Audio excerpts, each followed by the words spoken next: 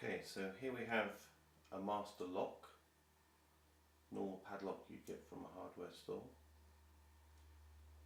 Okay, and what we're going to do today is we're going to pick it using the torsion bar and this tool here with a very slight hook on the end. Okay, so the first thing we do is we put the torsion bar in and we just apply a very light pressure against the barrel. Don't know if you can see the barrel just moving very slightly there.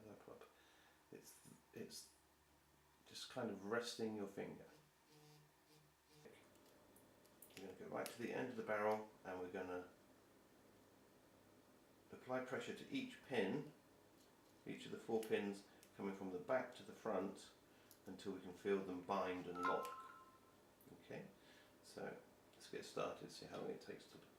Here we go.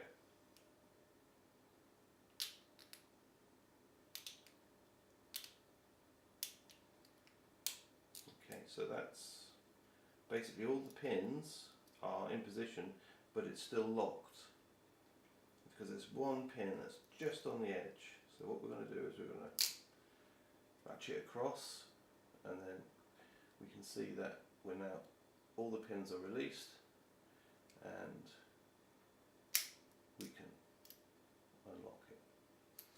Let's do that again at a slightly faster speed. Okay, I'm going to put it in, feel for the pins, each pin, that's 2, 3, 4th pin, they're still binding, very gently bound, but they've all gone, and if we go pull it across, you'll see we've got it unlocked. Last time, here we go, pins 1, 2, 3,